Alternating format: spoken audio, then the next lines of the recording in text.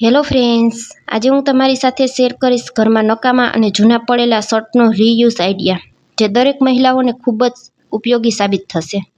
સૌથી પહેલાં આપણા ઘરમાં આ રીતનો કોઈ પણ જૂનો અથવા નકામો પહેરતા ન હોય તેવો શર્ટ હોય તેવો લઈ લેવાનો છે. હવે કાતરની મદદથી આપણે તેને કટ કરી લેશું. તો ઉપરનો ભાગ હોય તેને આપણે કટ કરવાનો છે. ઉપરનો કોલરનો અને બંને બાયુંનો ભાગ નીકળી જાય એ રીતે આપણે શર્ટને કટ કરી લેશું.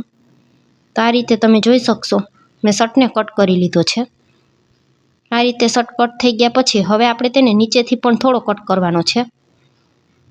તો હવે નીચેથી પણ જે પટ્ટી વાળેલી છે એટલો ભાગ આપણે કટ કરી લેવાનો છે.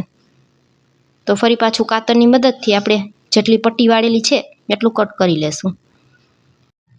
જ્યારે પણ ઘરમાં આપણે આવા કપડાં જૂના થઈ જતા હોય અથવા કોઈ પહેરતું ન હોય ત્યારે આપણે તેને ફેંકી દેતા હોઈએ છીએ. તેના બદલે આ રીતે આપણે તેનો એકદમ સરસ રીયુઝ કરી શકીએ છીએ.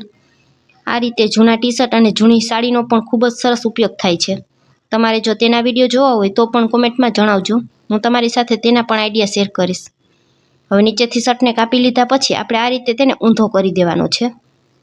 તો તમે જોઈ શકશો, મેં શર્ટને આ રીતે ઊંધો કરી લીધો છે. હવે હાથેથી આપણે તેને એકદમ સરસ ઘડી કરી લેવાની છે. ત્યાર પછી જે વધારાનું કપડું હોય તેને નીચેથી કટ કરી દેશું અને બંને છેડાને એક જ સરખા આપણે કટ કરવાના છે. આ રીતે ઉપર અને નીચેની બંનેની સાઈડ આપણે એક જ સરખા છેડા તૈયાર કરવાના છે. તમે જોઈ શકશો, હવે બંને છેડા એક સરખા તૈયાર થઈ ગયા છે. પહેલાં નીચેનો છેડો થોડો મોટો હતો તો કાતરની મદદથી મેં તેને કટ કરી લીધો છે. હવે આ બાજુ પણ આપણે એ જ રીતે બંને છેડાને એક સરખા કટ કરી અને તૈયાર કરી લેવાના છે. ત્યાર પછી શર્ટના કપડાને આપણે આ રીતે બેવડું કરી દેવાનું છે અને હવે ચારે ખૂણાને એક સરખા કરવાના છે. તો ઉપરની સાઈડ આપણા ચારે ખૂણા એક જ સરખા છે.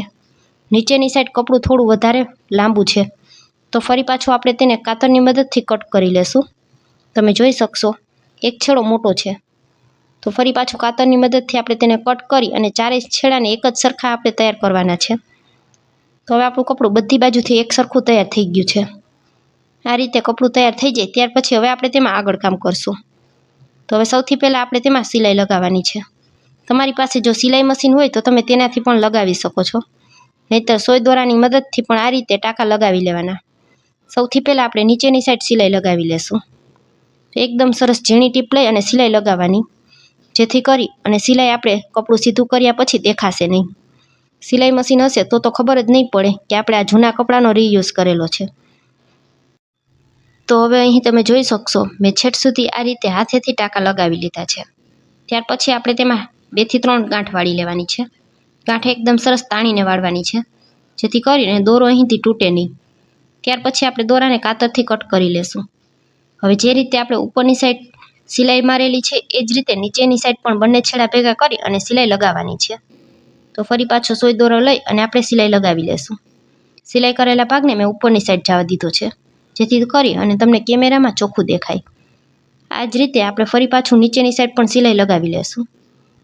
આ રીતે જે રીતે આપણે પહેલાં લગાવેલી હતી એ જ રીતે નીચેની બંને છેડા ભેગા કરી અને છેટ સુધી આપણે તેમાં પણ સિલાઈ લગાવી લેશું. તો ફક્ત 1 જ મિનિટમાં આ રીતે સિલાઈ લાગી જશે. જરા પણ હાથેથી પણ વાર લાગતી નથી. બધાના ઘરમાં સિલાઈ મશીન ન હોય તો આ રીતે હાથેથી પણ આપણે કામ કરી શકીએ છીએ. તો બંને બાજુ એકસરખી મેં આ રીતે સિલાઈ લગાવી લીધી છે. ફરી પાછું આપણે ત્યાં એકદમ સરસ 3 થી 4 તાણી અને ગાંઠ વાળી લેશું, જેથી કરી અને આપણો દોરો તૂટશે નહીં. હવે કાતરની મદદથી કટ લગાવી લેશું. તો તમે જોઈ શકશો, એકદમ સરસ બંને બાજુ ઝીણી સિલાઈ લાગી ગઈ છે. આ રીતે સિલાઈ લાગી જાય ત્યાર પછી આપણે શું કરવાનું છે તે વિડીયોમાં તમને જણાવું છું. તો હવે બટનને આપણે ખોલી લેવાના છે. બટન બંધ કરી અને ત્યાર પછી જ આપણે કપડાને ઊંધું કરવાનું છે. જ્યારે તમે કપડામાં સિલાઈ લગાવો ત્યારે પહેલાં જ બટનને આ રીતે બંધ કરી દેવાના. હવે બધા બટનને આપણે ખોલી લેશું અને ત્યાર પછી કપડાને ફરી પાછું આપણે સીધું કરી લેશું. તો તમે જોઈ શકશો, એકદમ સરસ ઝીણી સિલાઈ લાગી ગઈ છે. જરા પણ ખબર નથી પડતી કે હાથેથી સિલાઈ લગાવેલી છે. એકદમ સરસ ઝીણી સિલાઈ લગાવેલી છે.